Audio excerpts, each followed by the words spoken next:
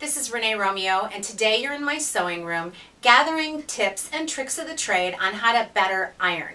Now, this is not a how-to video on how to iron, that's for another subject, but this one is really just giving you those little extra boosts to get the best possible project out of your iron. Let's start with the ironing board itself. Now, I have two ironing boards. One is a more modern version. It's a very wide ironing board and it's for large projects. And then this one is my grandmother's old ironing board from gosh knows when. But it's a normal size ironing board, and I have two different ones based on what type of project I'll be completing on either board.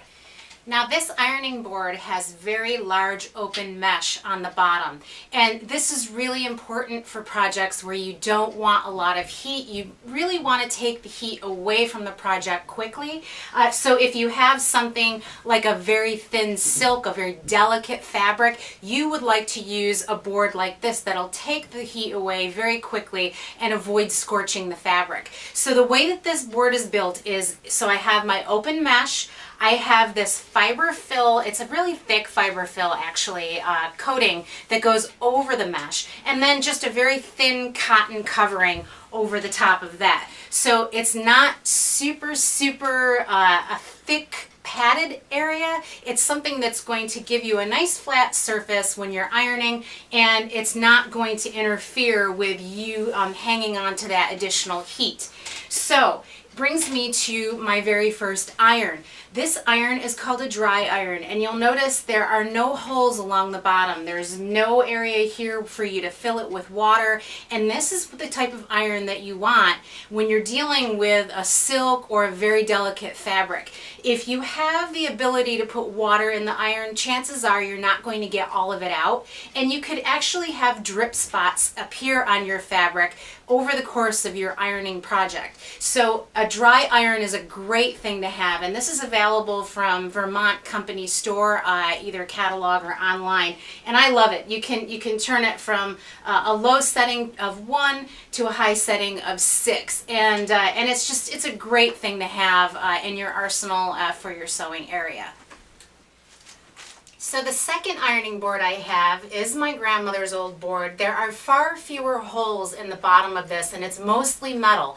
So if you can imagine, if you have a hot iron in contact with this, it's going to hang on to that heat a little bit better than an open weave mesh. So I have extra padding on this board. So I have a thin piece of foam, and I have 2 additional layers of that fiber fill, and this fiber fill is actually it's a pretty dense fiber fill on this.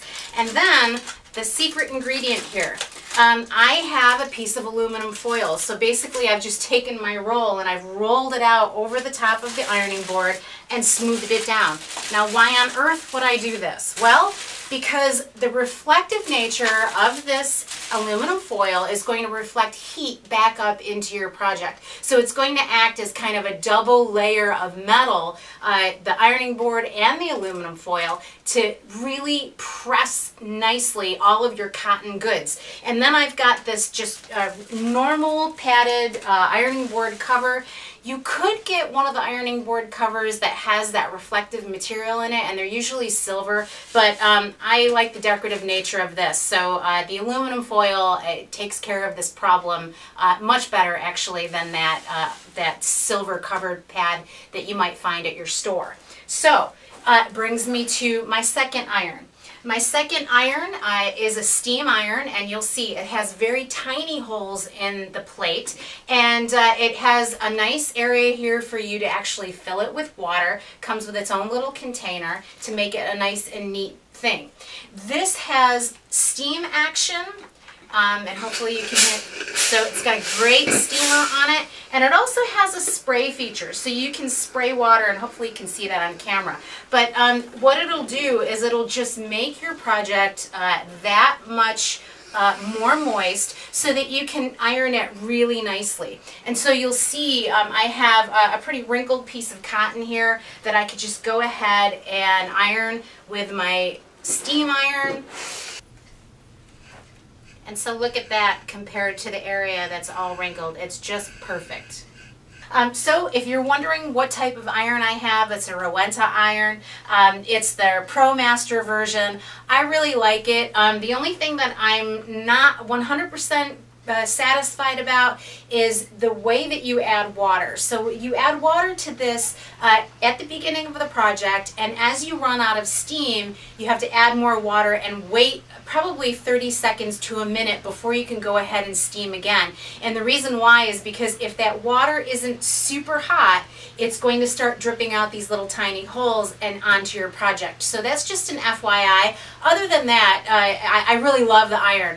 That's just my little pet peeve of this thing. So whether you choose either version of ironing board or iron, sometimes it's necessary to turn your project inside out because the plate of the iron leaves little shiny surfaces on your finished surface. So that's a really great tip too, just to turn it inside out and make that job look even more professional.